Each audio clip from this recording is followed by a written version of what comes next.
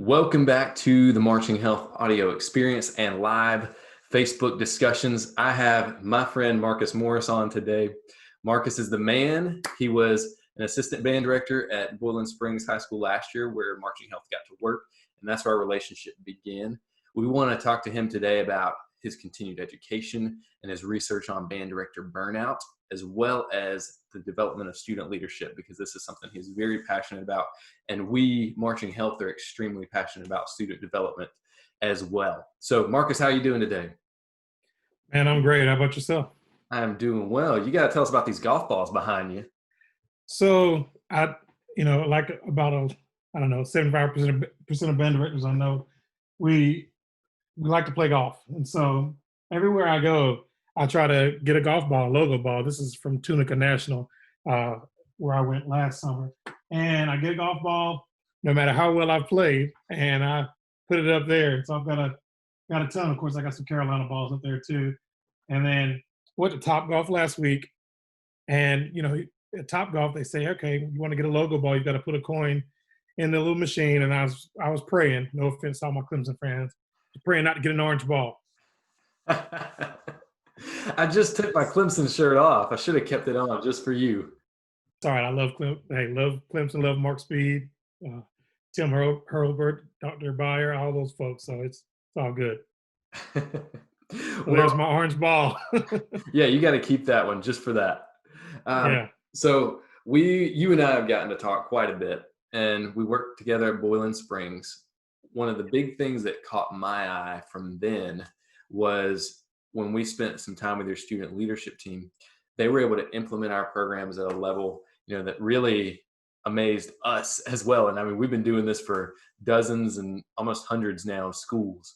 So let's first just talk about student leadership as a whole and your passion within that, and where your drive to help develop student leadership has come from. For me, student leadership really, you got to look at it with two sides. One is the cognitive side, where you're just trying to get them to learn skills. You're trying to get them to understand what leadership's about. And then the next side is the pragmatic side, the practical, taking those skill sets and actually doing something with them, applying them not only to our band program, but to life. Because for me, at the center of it all is I want to create kids that are going to be better citizens, not just great musicians and all that good stuff, but better citizens. And it kind of leads me to a story that you led in with back at Boiling Springs. Bobby and I really wanted our students to take charge of their learning and take charge of things. And what happened was you guys were showing them the routines for Marching Health.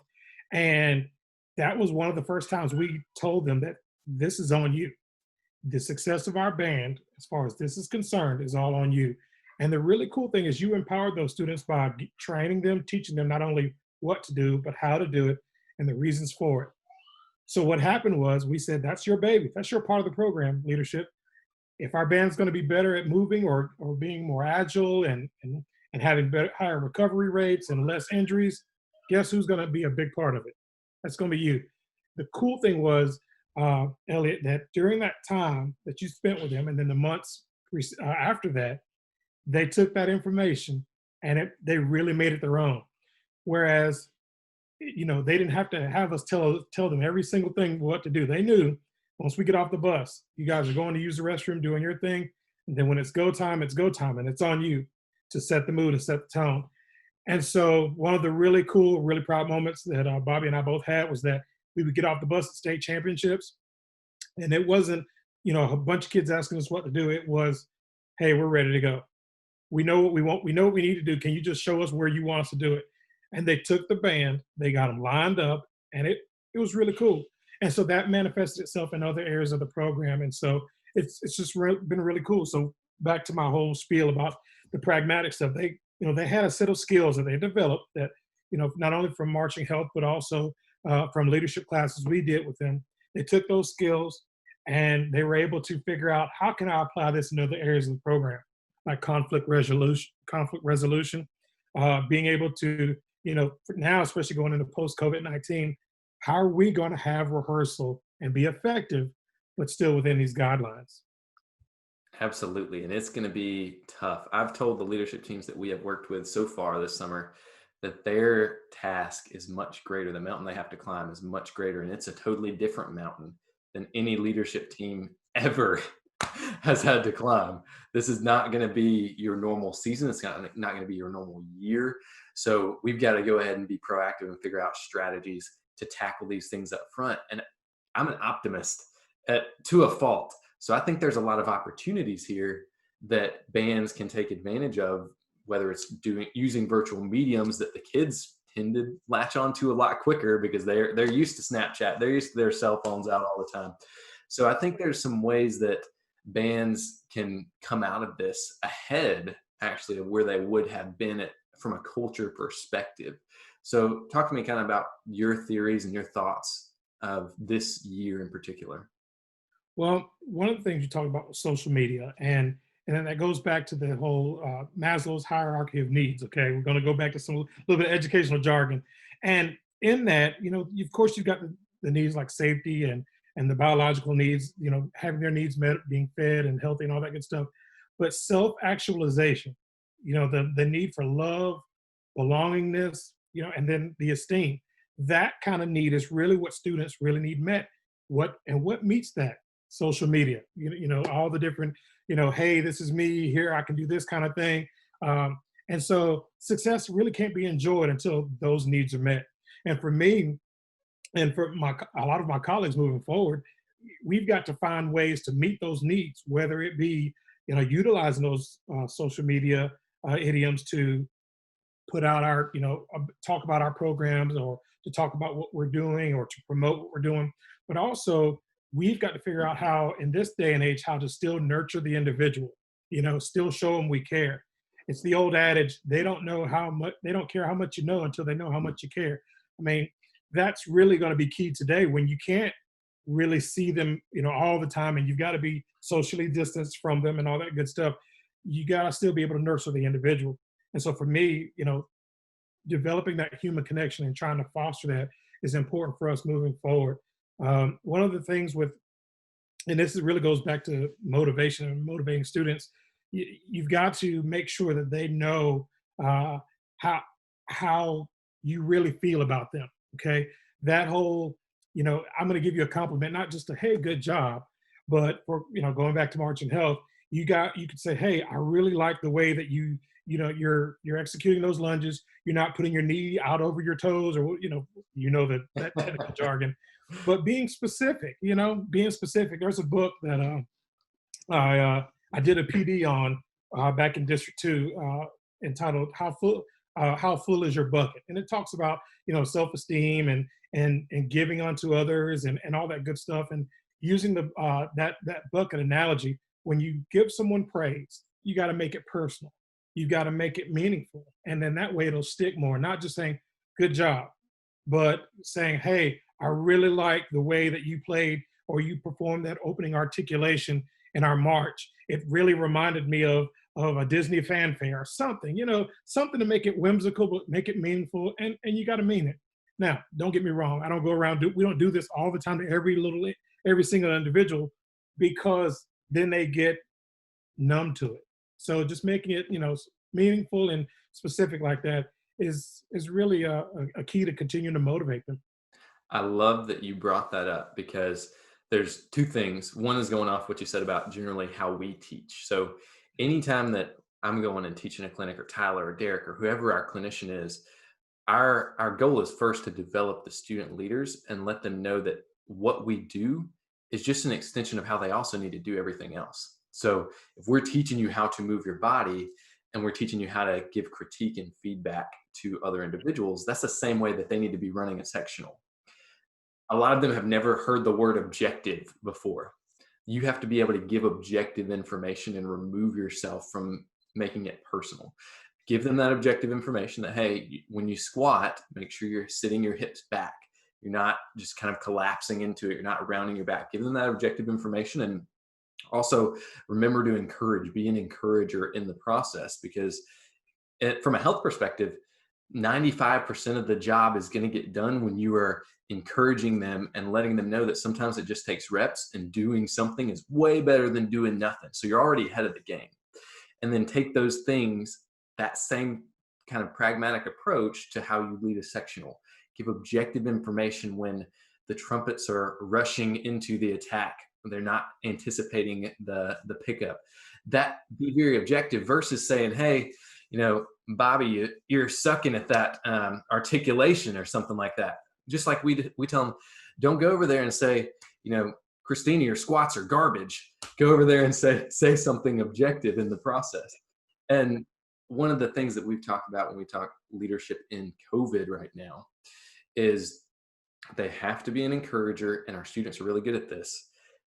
Give feedback via video and connect with each other via video before text. My generation, I think your generation, had much prefer just sitting down and doing a quick text message, but they love doing Snapchat and they love TikTok and these video platforms to be able to deliver that, which actually allows for body language and it allows for more true communication during this time. So that may be something where as educators, we need to think about how to also incorporate some video feedback platforms that's quick and efficient, not getting stuck in having to create this whole movie to send, what you just said, to give one awesome feedback and one positive booster. But for perfectionists like myself and like you, it can be really easy to forget to give compliments on these virtual mediums. And we got to make sure that we take the time to do that. Yeah. I mean, the research shows, over half of teenagers now are addicted to their cell phones.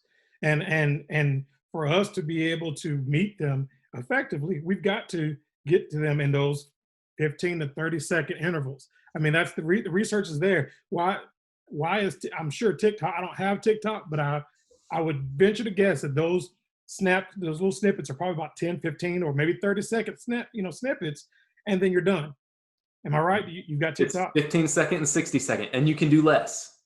Okay, and see, there you go. And so because you've got to pack whatever information and whatever entertainment into that little time frame, and that's going to make us more effective as educators. We're going to take a lot of that fluff away. I'm not going to talk about the state testing and stuff that got taken away this year and how everyone rejoiced, but you get to teach and you get to get to the meat of things. And so, yeah, man, I'm excited about that moving forward. I know it's going to be tough. We're going to have to be really innovative, but I think it gives us the opportunity to really delve into student motivation, keeping them motivated, and then really training them. One of the things that I try to continue to preach is that student leadership, and even when I talk with other programs, student leadership doesn't start when you're just training one little group. Your student leadership needs to be something that you reach your whole program, so that in the end, student leadership doesn't just get bestowed upon those 10 to 15 individuals.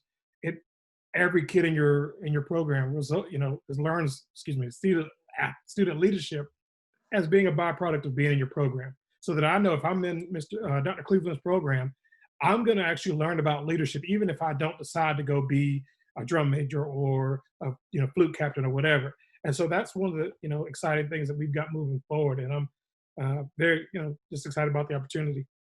Absolutely. I was just talking to Jason Sleppy at William Mason, and when we were doing our clinic, I said, all right, we start with leadership training. So let's get a few of your student leadership team on a call in more of that small, intimate setting so that we can answer all of their questions. And he said, okay, we've got 95 student leaders.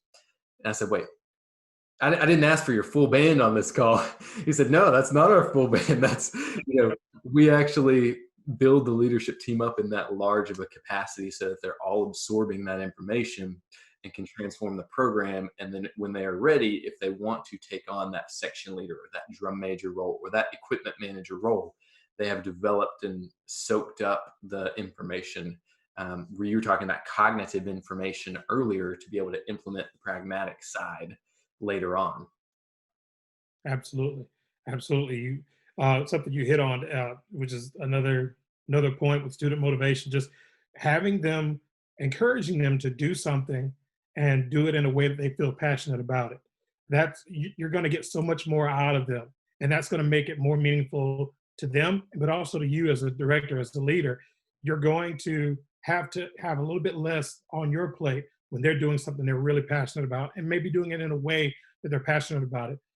With back to our story with the student leaders, uh, you gave them the leeway to teach things and maybe scaffold them so that they could reach the different levels of performers. But what's cool is that you gave them the freedom to choose music and uplifting music.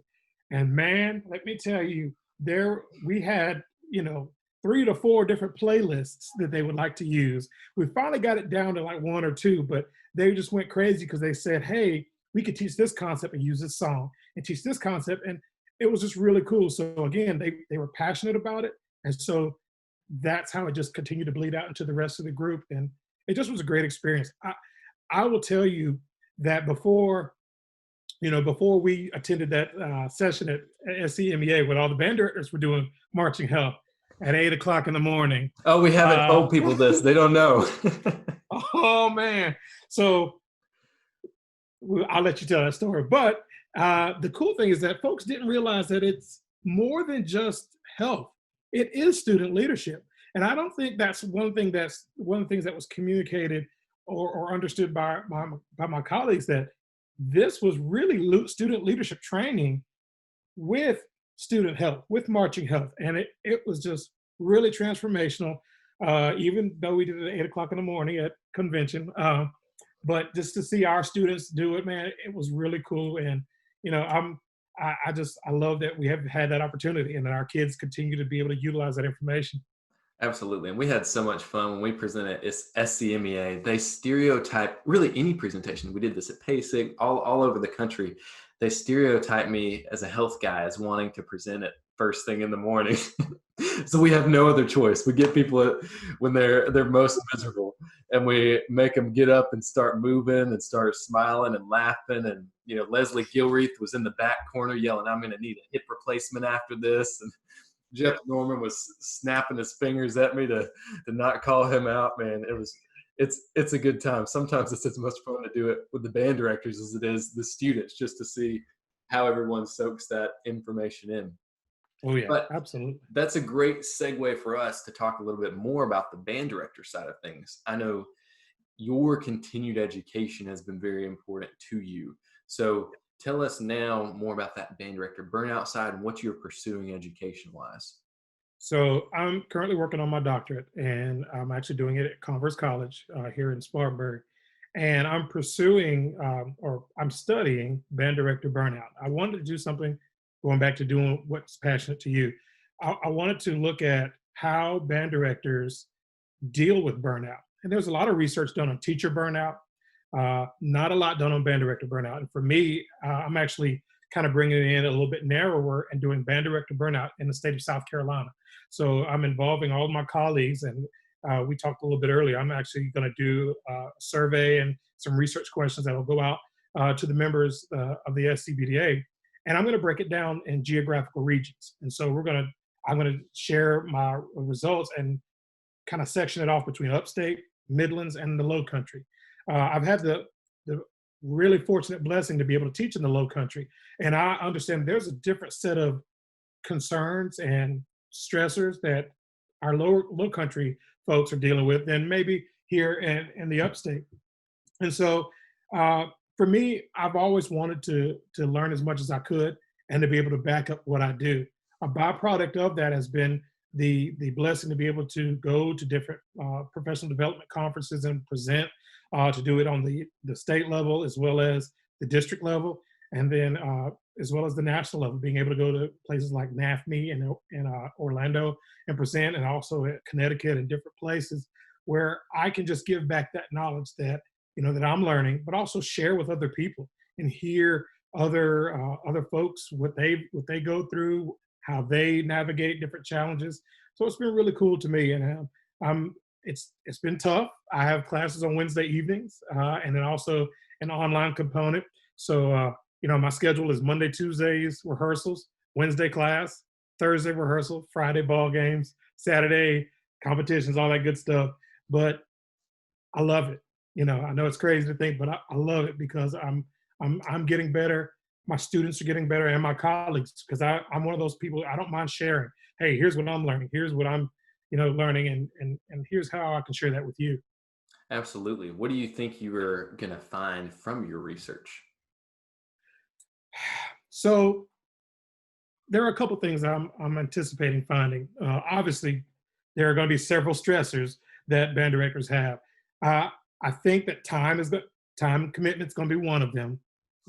Just rattled off my schedule, and now, yeah, thinking back to that, yeah, time commitment, but also being stretched so far uh, throughout the day.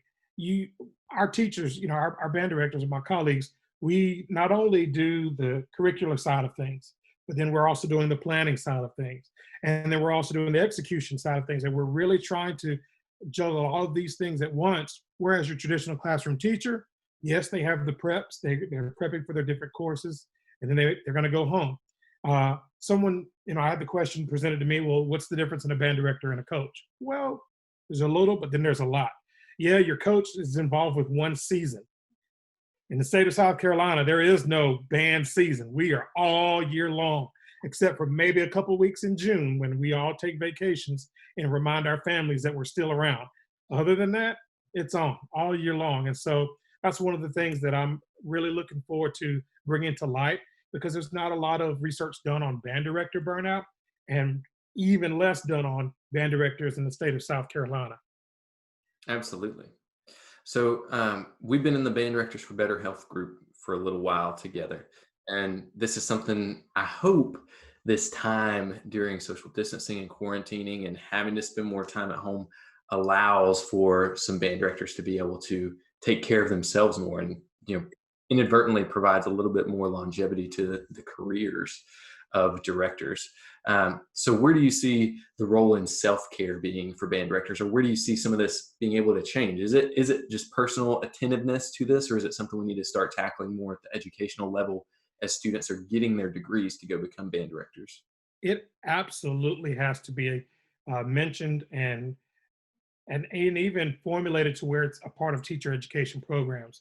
And the reason being is because not only will, if you're healthier, you're gonna last longer and all that good stuff, but it also really helps you with your mental health. Okay, it cuts down on some of that stress, or it helps you to alleviate some of your stresses by being healthier.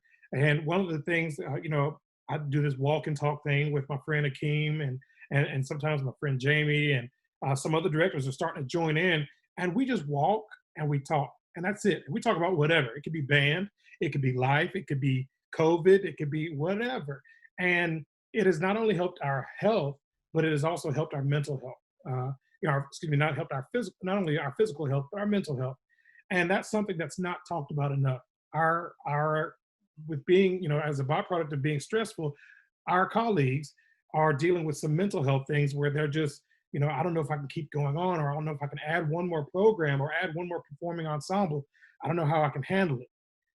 So I definitely think that things like our podium to 5K workout, which has been fun to help everybody kind of helping each other out, pushing each other along, that's going to help deal with the physical side of things, but also the mental health side of things, where everyone can be a lot happier, a lot healthier in the long run.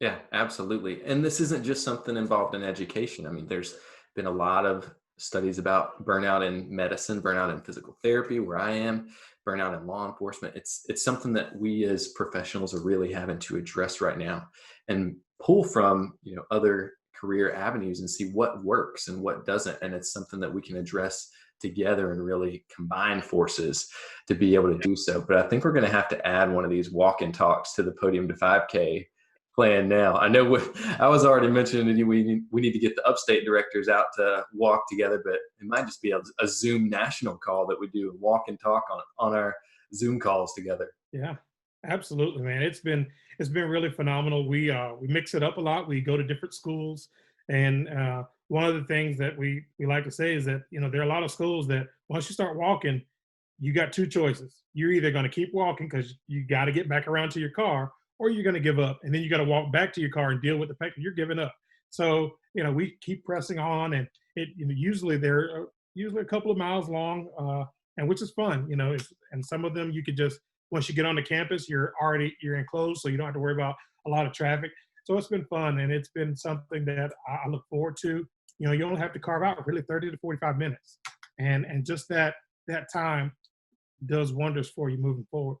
And the more you talk, the more you forget about the walking side of things. And the more you walk, Yeah. the better your body feels, which starts to Oh get yeah. blood flow into the brain and all the good hormones that give you the ability to suppress those anxious thoughts and depressive thoughts. All the exercise is medicine. So we're using that to our advantage and being able to do some self-care in the process. So, Marcus, how can people get in touch with you if they have questions about student leadership or just band director burnout? Because I think a lot of people are going to hear this and say, hey, I just want to share my story, or I want to talk to you about band director burnout. Yeah, I would love to, and that's one of the things that coming uh, towards the end of the summer, I'm going to send out a survey to our state directors. But if anyone wants to get in touch with me, you can reach me through Facebook. You can friend request me, or my email address is marcusmorrismusic@gmail.com. And let's continue the conversation, because I'm doing a lot of studying, but a lot of what I want and a lot of my research is also predicated on hearing stories, hearing firsthand accounts, and that way I can kind of shape my results to benefit everybody, because this is something that I want. I don't want to just sit on the shelf, which is probably will do as well, but I want it to benefit my colleagues in the state, because I've been here for many years and this is where I'm going to be. I want to make sure that I'm benefiting my colleagues and then also the next generation of directors coming forward, so they're able to benefit and understand, hey, here's some things to look out for. Here's some things that I should be mindful of as I'm starting my career. And hopefully I'll continue the narrative and help districts and colleges with understanding, if you're training music educators, you're training band directors, here's some things you need to really get across to them before they receive that diploma and go out into the field. Absolutely. And I'm a firm believer that a healthier director physically and mentally is going to be able to take care of their students better. And this is a big portion of that. Well, thank you Absolutely. for your time today, Marcus. I really No appreciate you problem. sitting down with me and sharing all these thoughts with our audience, because I think a lot of people are going to benefit from it. Fantastic. Thank you so much for the opportunity. And I'm looking forward to continue to work with you moving forward. And it's just been a blessing to talk to you. Absolutely, man. Thanks.